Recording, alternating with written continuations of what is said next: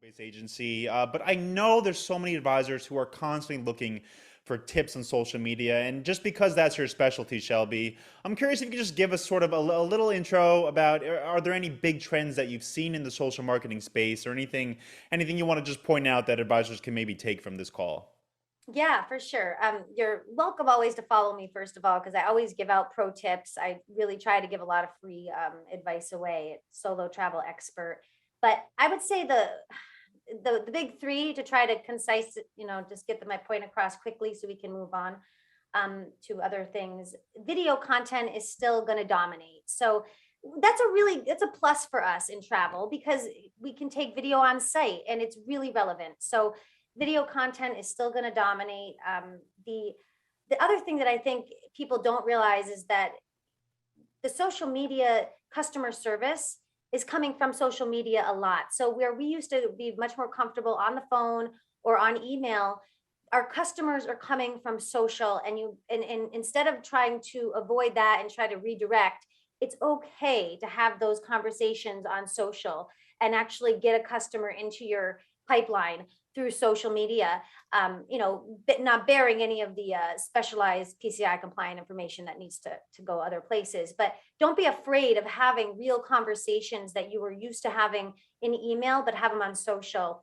And then the last thing is influencer marketing and considering yourself an influencer, considering yourself a micro influencer, operating like you are a micro influencer because you are to your network, you are the influencer. So don't always have to look up here like, oh, I can't be like them.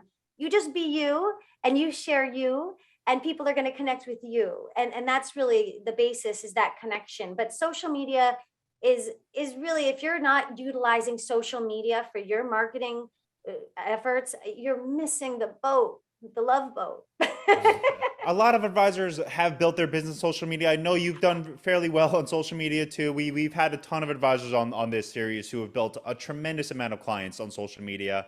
That can be another way to fill in the gap too. I know. And I mean, Yeah, is there a way to find local clients or clients in general on social yeah. that maybe you want to mention before we wrap up here today? Sure thing. So geo-targeting is a possibility as long as you have a business page, which I advocate everyone do. We go through this in our training, by the way, our social media training. Building a business page is important for several factors.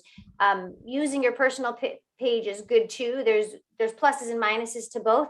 But when you build a business page, you have the opportunity to target in within a 4 mile radius in zip codes, and you can even target in on the demographics. You can target in on their interests. You And can already Shelby, find out. just sorry, this is on Facebook. Are you talking about on Facebook Yeah, I'm specifically? so Okay. sorry. Thank you. I Oh, was okay. talking on Facebook. I'm on all the platforms, but that's where I find to be the most still. It is still the most active communities of the demographics that are traveling. If your demographic is between 40 and 60s plus, that's where they live still. And this is where you can actually build the groups and communities a little bit better. But if you have a Facebook business page that you put together, you will be able to target not just the area, the within a 4 mile radius, you can target their interests if are interested in travel and luxury travel. I know some of you love luxury.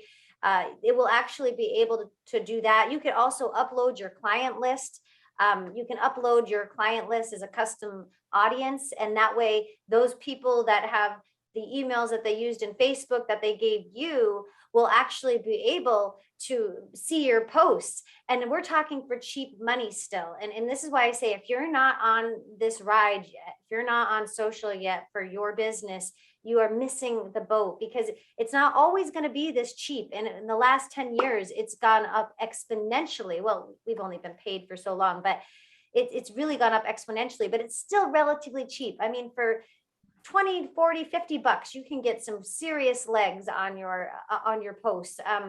And you can target, you can zone right in, you can drill down, and it's exciting. I'm sorry, I get so excited. It's exciting though, because you can really see the needle move this way. And definitely you got to get some training though. You can't just throw spaghetti at the wall with social.